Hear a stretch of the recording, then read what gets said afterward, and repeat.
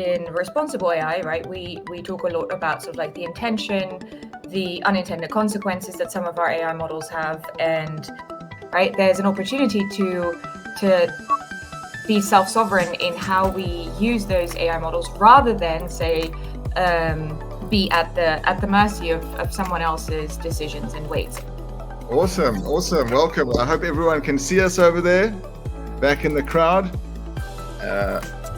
Yeah, we're going to kick things off here. Where are you coming in from, Alix? I'm actually in Portugal. Oh, wow. For a board meeting for a company I advise on their AI strategy. So I'm only here. It's very sunny. It's very nice. I should have stayed the weekend, but I'm only here for like 24 hours. Oh, wow. Yeah, because yesterday in our rehearsal, you were in the Netherlands, right? Yeah, I was at home. Yeah. Nice. Well, welcome. And Mark, where are you coming in from? I'm in Johannesburg, Mick. It's been a bit rainy, but I'm loving this weather. Unusual, especially during in the summer, but enjoying it nevertheless. And just to let you know, these two experts are probably some of the leading people in AI research on ethics and sovereignty. Mark's also just written a best-selling novel called African Artificial Intelligence. If anyone hasn't read it or got a chance to get it yet, you should go out and get it. So let's kick things off with our discussion for today around navigating and defining AI sovereignty. Alix, do you want to tell us a little bit about, in this context of our increasingly digital world, how do we actually define AI sovereignty, and why is it critical for individuals and communities to understand this concept? That's a good, the real person who should answer that is Mark. So it's funny because the last year, Mark and I have increasingly started collaborating, and that's mainly because the background of my research has always been in responsible AI, right? And so the responsible use and responsible implementation of artificial intelligence systems. And one of the really important aspects of that is the sovereignty of our, not just our data. I think sovereign data has been a topic that's been around for longer. I think now we're really seeing sovereignty in AI broadly, so not just data, but in models and in implementation as well. What that means for me, but again, I've learned a lot from Mark in this space, is to take ownership, not just of having sort of like data that represents the demographic that you're looking to apply your model to, right?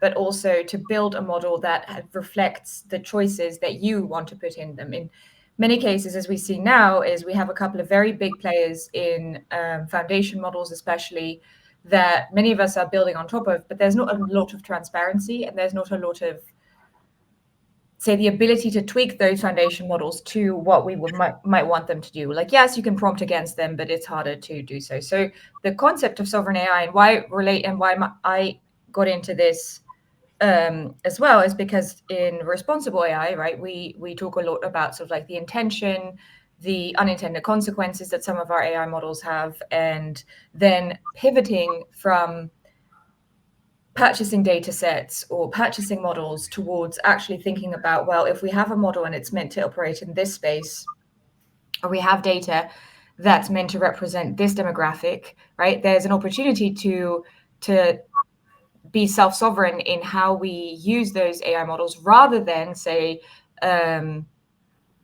be at the mercy of someone else's decisions and weights. But again, like this is like Mark's research, and I'm just like over there in the responsible AI corner, looking at this as one of the very interesting things that are happening in this space. I think we can all understand that in the current geopolitical climate, this is a more important topic than ever. Totally. I mean, I think it's so interesting what that you mentioned. I don't know if you recently heard Jack Dorsey. He was saying that he thinks that the algorithms are training us on these social networks, you know. So this is what blows my mind, is like, that's always been the case. That's never not been the case. And there's like people who've been there, like Jack Dorsey, like many others, who are suddenly becoming hip to this issue where I'm like, you were there, you made these, like you built all of this.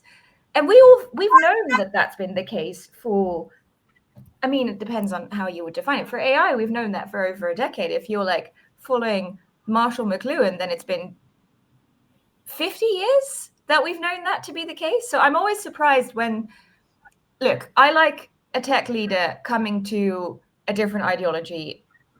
Well, I like that in one direction, not the other direction, as much as anyone. But it surprises me that someone like Jack Dorsey, of all people, would be like, you know what? I think we might be shaped by these AIs. It's like, yeah, man, you were there when you made them.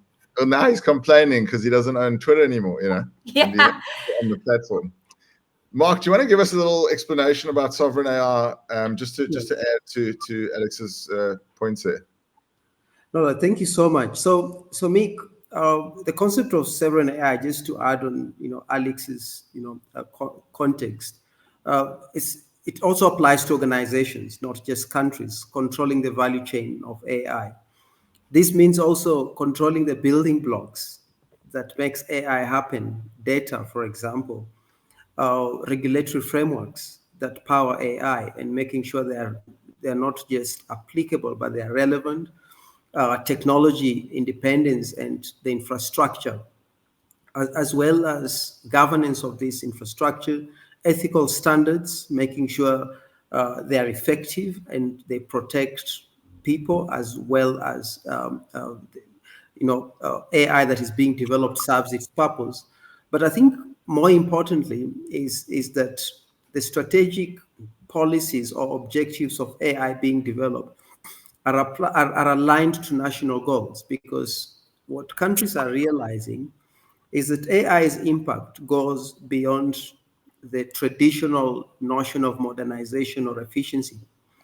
And two major areas is that beyond just efficiency and automation that which is being talked about, AI's impact goes to, like Alix mentioned, geopolitics implications, national security, because AI in itself is reinforcing national security for different countries, but it's also being used as a form of a technology driving intelligence. But at the same time, criminals are using it to compromise organization security.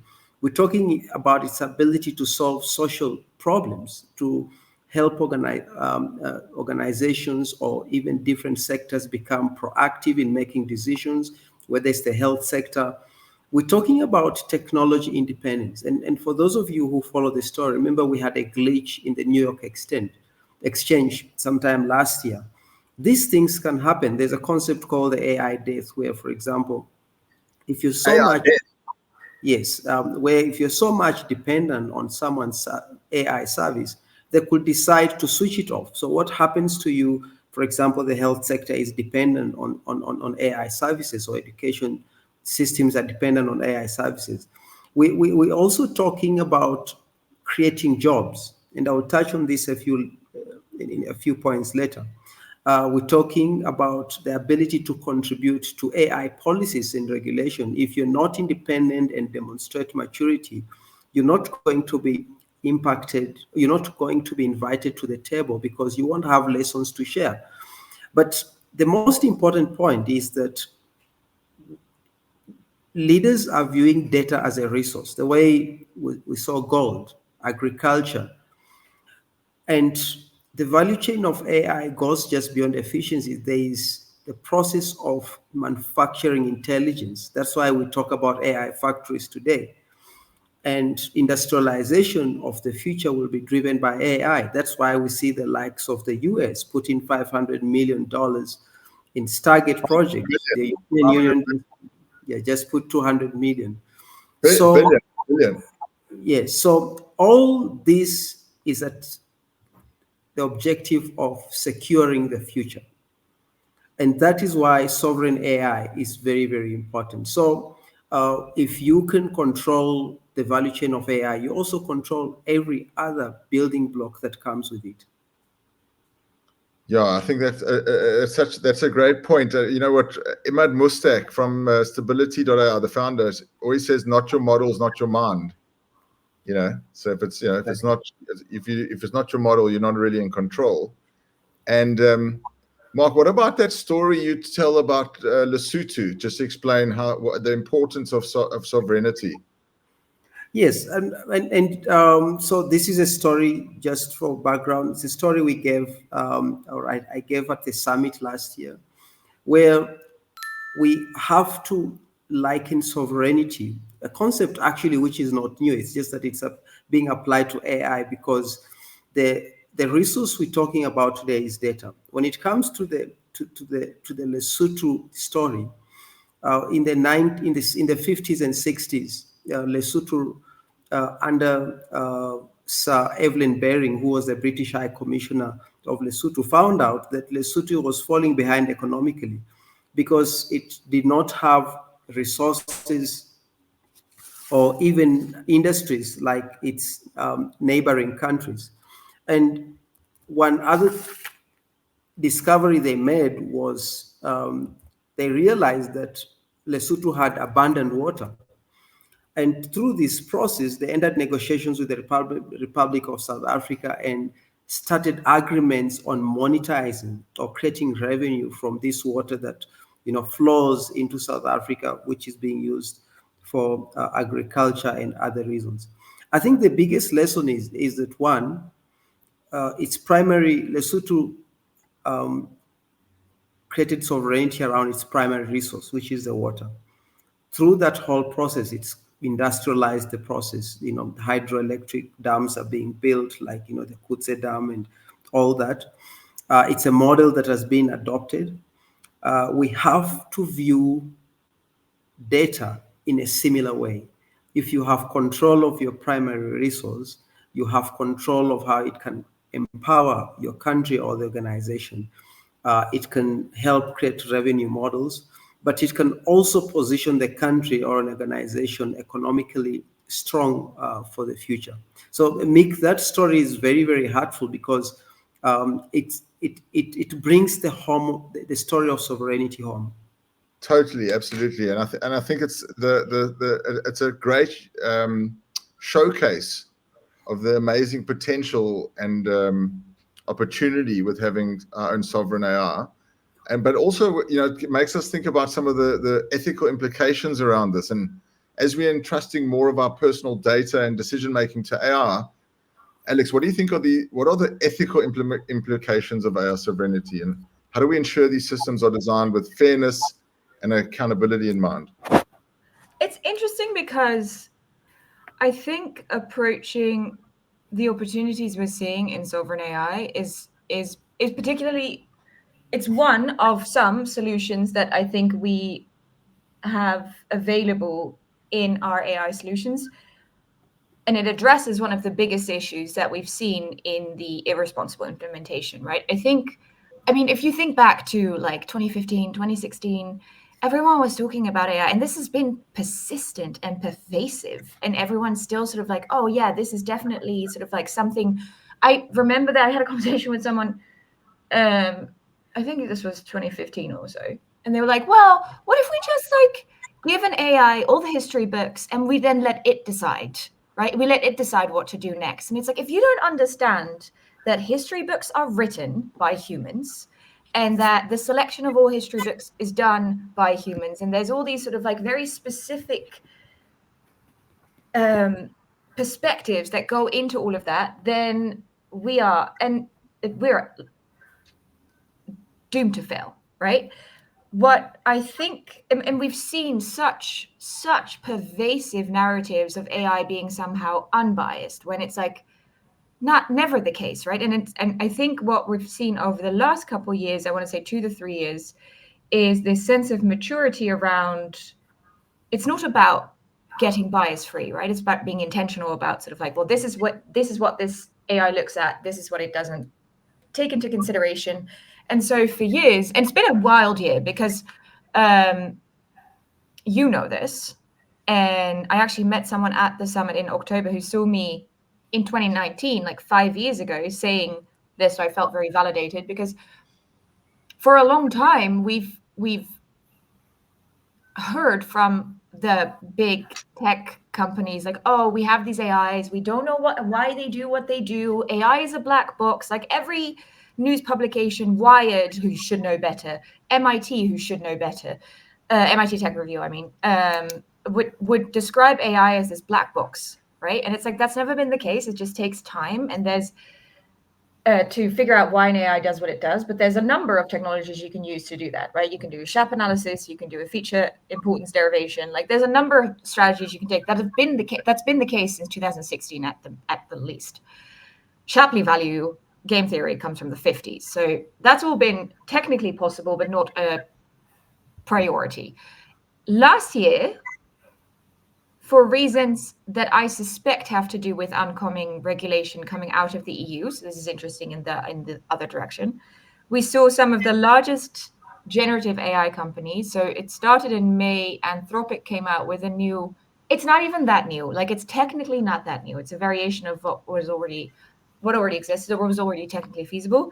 Started with this way of looking into why an AI is slanted in the way that it is, and they were able to do this. This became quite viral because they were then able to tweak it, and Claude, their generative AI, by the way that they tweaked it, started believing that it was the Golden Gate Bridge.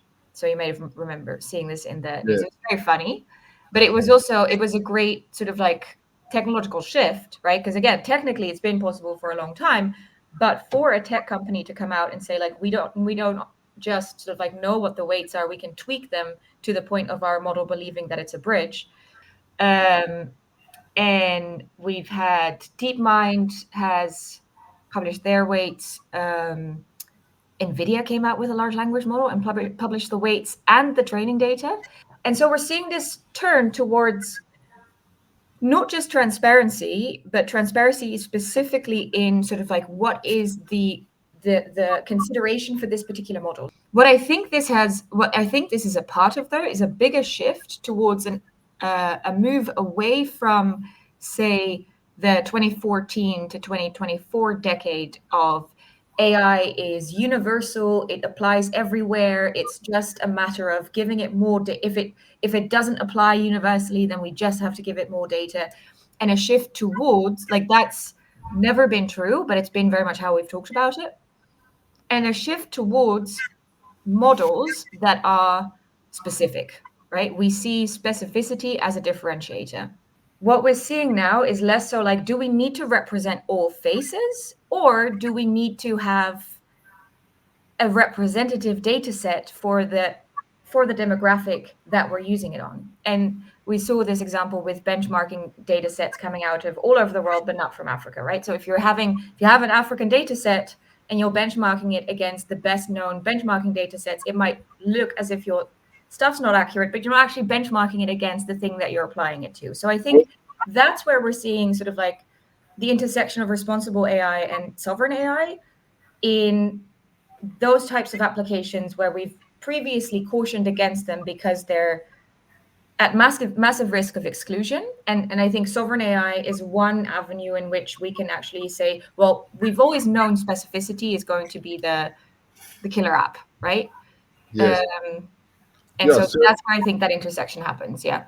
Thanks. So yeah, let's turn it over to you, Mark, because I think that we've touched on some big topics, and also just looking around personal autonomy versus AI influence. So, with these AI systems becoming more predictive and prescriptive, how do we balance the benefits of AI guidance with the need for personal autonomy in our choices and behaviors? So, Mick, I think organizations and countries are realizing that the future is being redefined by AI, and they have to make decisions today that ensures that they're not left behind. But that has to be done carefully, because there's no organization that is just going out there while thinking about, for example, the upside or the opportunities that come with it. They're also thinking about the downside. Today's AI is getting advanced. We've seen all these large language models mature, and they're able to execute functionality that we could not see before. But also we've seen that they're influencing society and the ways of doing things at scale. And therefore, it becomes important to think about accountability and accountability on what could go wrong. I like comparing it to two industries. For example, the building and construction industry or automobile industry. I think from a sovereign AI perspective, countries and leaders must engineer safety in AI, not just think about controls and things like that. Must A lot of weaknesses we're seeing, issues we're seeing, are actually human related. They're just extended.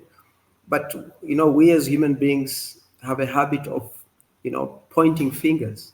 It just happens that when it goes wrong with the technology, we point a finger to the technology. But you see, agentic AI is autonomous. Traditional AI makes a million decisions faster than a human being.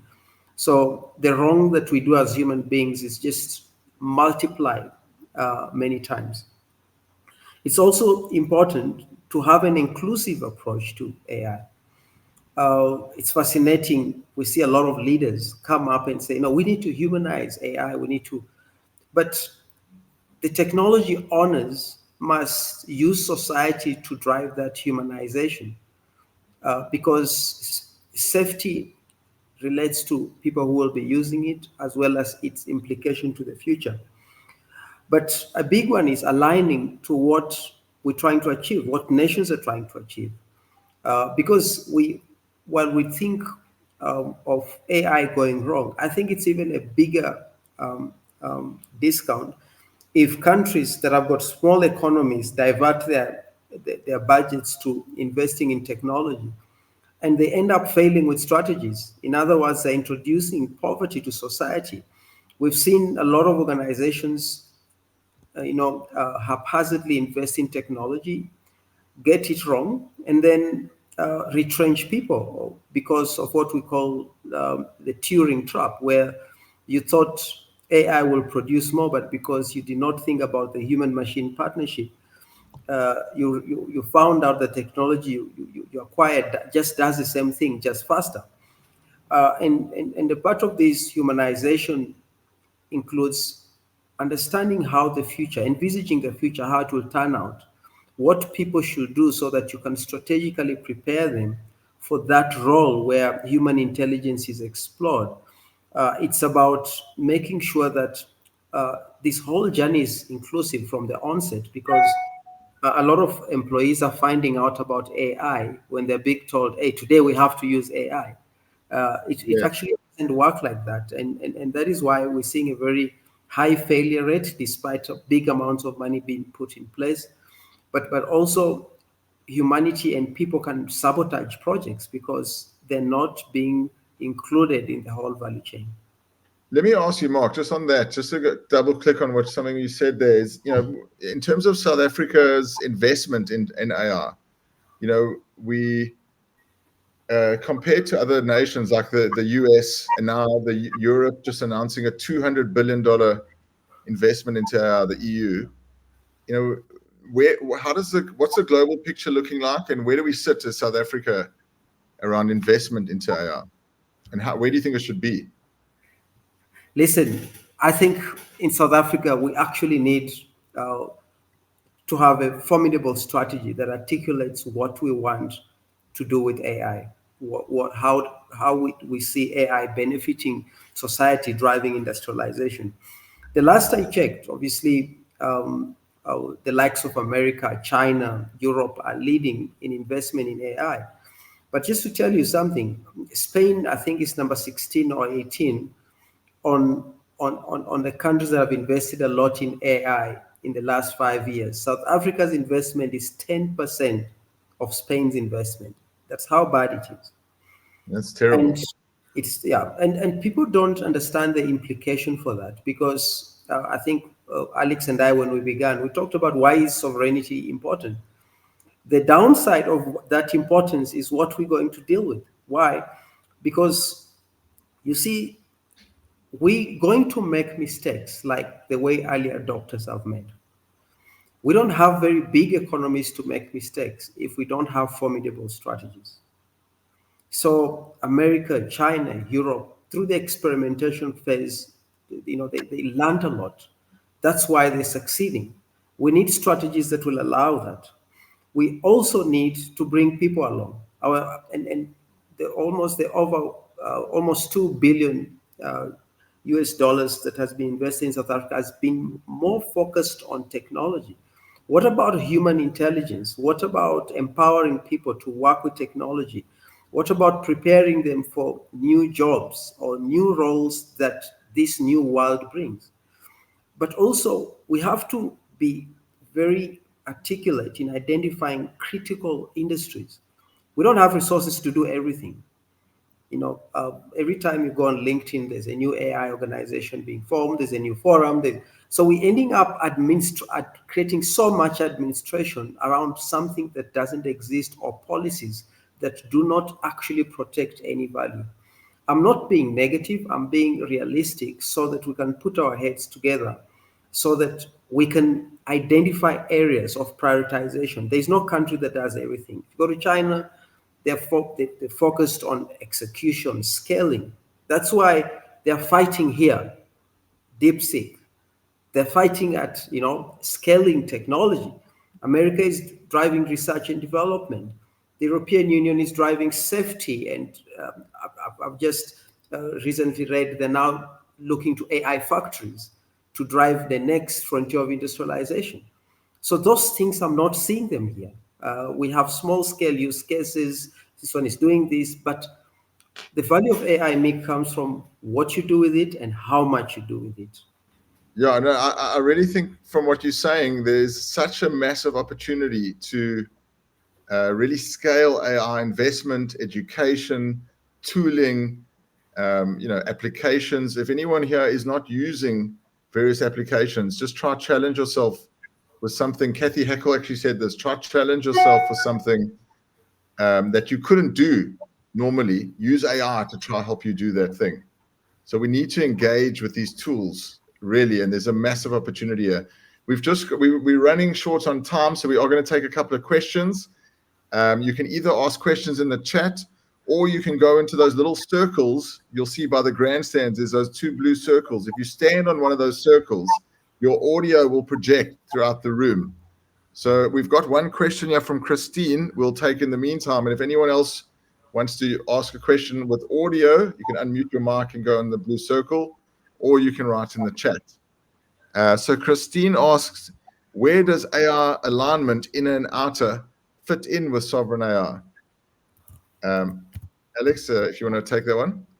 It's a good question. And it goes to, I think what Mark just said is very important, right? And it goes to this. If you're working with constraints, which again, we've seen DeepSeek come out of China because they were working under constraints, right? There's massive opportunity in constraints. It's really about, I think, yes, investment is important, education is important. Education, I would say, is more important than investment, because if you're doing, invest in education. Yes, invest in education. It's like, I know this to be true for myself. I'm guessing this is true for Mark, but like the amount of boardrooms I'm dragged in where it's just like, oh, we want to do AI. Can you come help us? And I'll come in thinking like they have some use case they want to automate or whatever. And I come in and they're like, no, everyone's doing AI. We feel like we must do AI too. Then you're just wasting money, right? You're wasting my time, first of all. And second of all, the constraint money you have. The big benefit is about knowing what you want to do and how you want to do it. And this goes to the alignment stuff. But anything we do with AI, right? AI is fundamentally maths. It's mathematics. And so whatever you want to do with it, you have to find some sort of like numerical representation of the thing you're trying to predict, be it the next pixel, be it the next action, be it whatever, the next supply chain step or whatever. And that is really where massive opportunities lie undertaken right now, is really thinking critically about what can we actually translate of our real world into numbers that we can then sort of like deploy statistical methods on to use out in the world, right? That's still where the opportunities lie. Instead, we've been sort of like bamboozled by this whole narrative of universal AI. And when it comes to alignment issues, which are, so for really in the responsible AI framework that I built with my colleagues at Singularity, we have sort of like the data aspect, right? This is where sort of like where your training data sits, what your training selection, whatever is. And then that's one area. The other area is also when you scale up, this is sort of like when you go into emergent capabilities or emergent biases. But a third and very important part is really how you set the problem that you're trying to solve and how you're mapping the mathematics that AI fundamentally is onto that problem. This is where there's such opportunities for people to do this more strategically. And it starts with understanding the AI, understanding what it is, what it does, right? And then actually taking the time to map out, well, what problem are we actually trying to solve? And how can we map numbers onto that problem and then build a solution that works mathematically? Some problems cannot be reduced to math problems. And so then you should keep AI very far away from it. And that's okay, right? That's when you make a decision to either go with an AI solution or go with a different solution.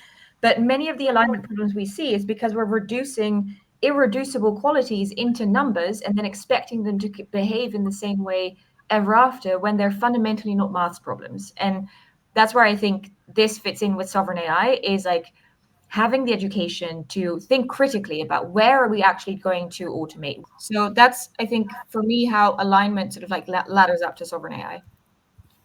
Awesome. And then, Mark, do you want to quickly add to this? And then Yes. I think we're going to have to close out. But before we Yes. close out, if anyone else wants to ask a question, we will have time for one more. And then we're going to do a selfie with everyone in the metaverse. Cool. Thanks, Mick. So I like this question, and I just want to add a bit of more context. The reason why sovereign AI has become so topical in relation to what is happening is because there's a certain outcome or end state that leaders are viewing as where they want countries or organizations to go. For example, they want sovereign independence. They want technology autonomy. They want digitized experiences. They want to drive the next frontier of industrialization powered by AI factories with data being the primary resource. They want to make sure AI is playing a role in solving social problems, whether it's the health sector, agriculture, education, mining, every other sector. They want to make sure their countries are maturing in applying AI so that we can contribute to the global AI ecosystem. For this to happen, there must be alignment, and alignment is required because there is different sectors, the private sector involved, there's the public and the social sector, as well as any other sector. But most importantly, we're talking about funding and finances.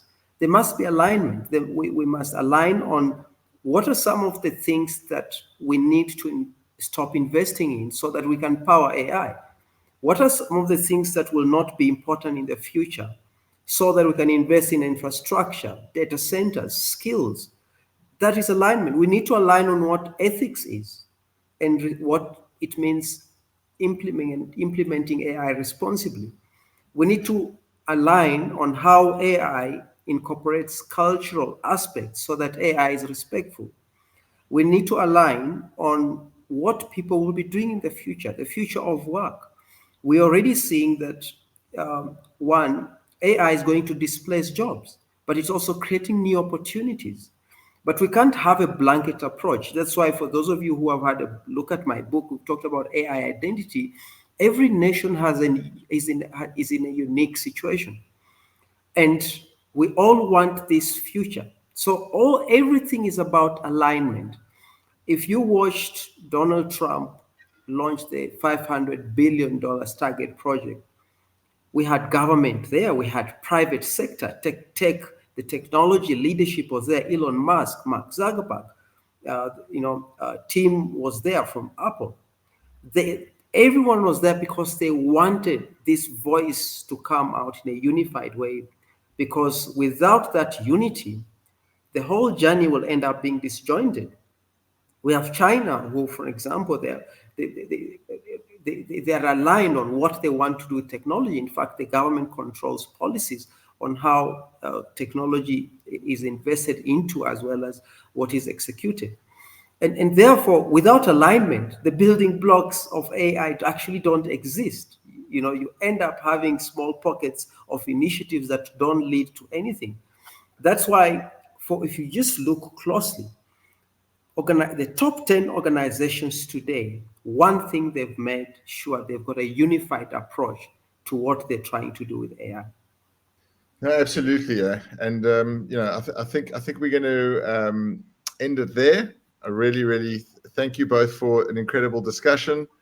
And I think based on that, Mark, there is real opportunity in South Africa and Africa to build our own sovereign AI, and for Netherlands to build their own sovereign AI, and Portugal, and all these countries. So it's pretty important for every nation. And I want to just thank you both for your time and for making it here today. And thanks to everyone in the audience. We really appreciate you being here. Remember, you can go do the treasure hunt, get on the leaderboard, and we will be giving away a 5,600 Rand metaverse ticket to the summit in October. And we hope to see you at the next metaverse meetup, which will be on the 6th of March. And we've got an incredible guest joining for that. It will be on productive health and in the biotech space. And now we're going to try something fun. If everyone can just come into the middle, and if you'll see on the top there's a share camera button. Let's share our cameras, and we're going to try and take a group selfie all together, just to remember this moment as the early days in the metaverse, the early pioneers and the early adopters. And if everyone you can unmute yourself, and maybe if anyone wants to give a big round of applause to our panelists. And while we're doing that, yay, there we go. You can see there is Nix. If anyone doesn't know how to do it, you just click on the camera icon. There's Trevor. Oh, welcome, Trevor. Good to see you. Good to see you, everyone. There we go. Let's give a metaverse, I don't know, give a thumbs up. There we go, got it. Brilliant, thanks everyone. Hope you had a good time, and see you in the next one. Make sure to like and subscribe to Exponential Africa. Thanks.